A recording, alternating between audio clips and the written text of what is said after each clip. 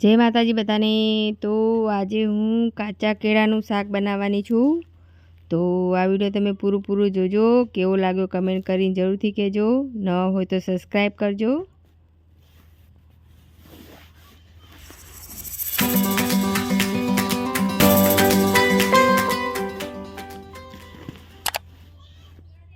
તો કાચા કેળા લઈ લઈશું, ધોઈ નાખીશું 2-3 પાણી। તો 2-3 પાણી ધોઈ નાખ્યા છે અને હવે આપણે બાફી લઈશું। ઉપર ઢાંકણું ઢાંકી દઈશું, બફાય ત્યાં સુધી સિંગ ટીચી લઈશું ખાયણીમાં।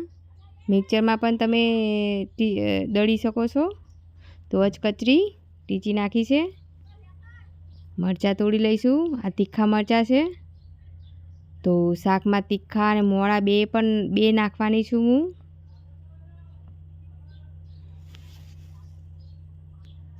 તો મરચાં અમે અમારા ઘરે જ વાયા છે। તો તીખા મરચાં મોળા મરચાં 2 લઈ લીધા છે। તો કેળા ચેક કરી લઈશું, થોડાક થવા દઈશું અને સરસ રીતે કેળા બફાઈ ગયા છે। તો હવે થાળીમાં કાઢી લઈશું, ઠંડા થવા દઈશું કાઢીને પછી।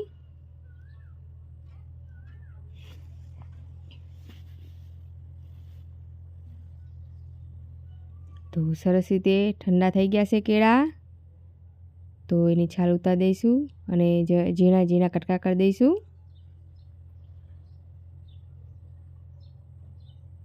તમારે જેવા પીસ રાખવા એવા તમે રાખી શકો છો। તો બધા કેળા આપણે સમારી દઈશું। તો સમારી દીધા છે। તો હવે આપણે કઢાઈ મૂકી દઈશું, એમાં તેલ નાખી દઈશું, રાઈ જીરું નાખીશું, તેજપત્તા, આખા મરચાં સૂકા, બાદિયા, લવિંગ, મીઠો લીમડો, હિંગ નાખીશું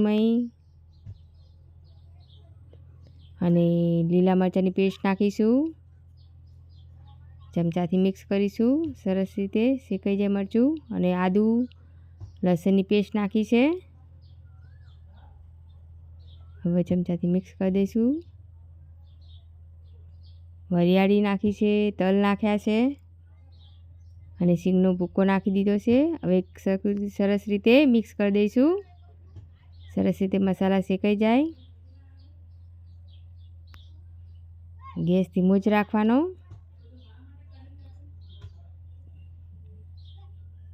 તો સરસ રીતે શેકાઈ ગયા છે મસાલા બધું, સિંગને એવું। તો કેળા નાખી દઈશું, મિક્સ કરશું। હવે સરસ રીતે શેકાઈ જાય બધું, મસાલાને એવું મિક્સ થઈ જાય। તમને અમારા વિડીયો કેવો લાગ્યો કમેન્ટ કરીને અમને જરૂરથી કહેજો।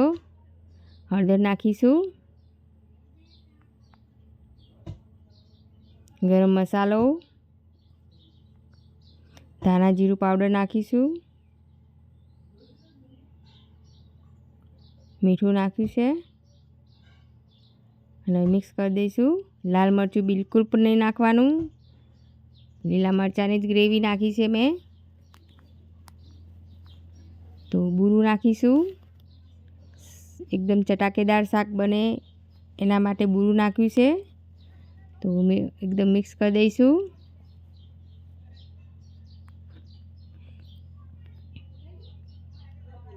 ચડાવવા દઈશું, થોડુંક પાણી નાખીશું,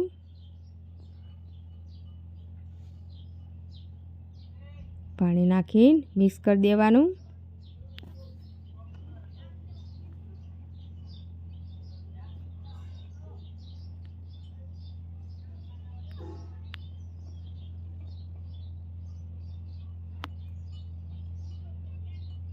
ચાટ મસાલો નાખ્યો છે, એકદમ ચટપટું શાક લાગે એટલા માટે ચાટ મસાલો નાખ્યો છે। અને તમારા ઘેર ચાટ મસાલો ના હોય તો તમે થોડુંક લીંબુ પણનો રસ પણ નાખી શકો છો। અને હવે આપણે ચડવા દઈશું।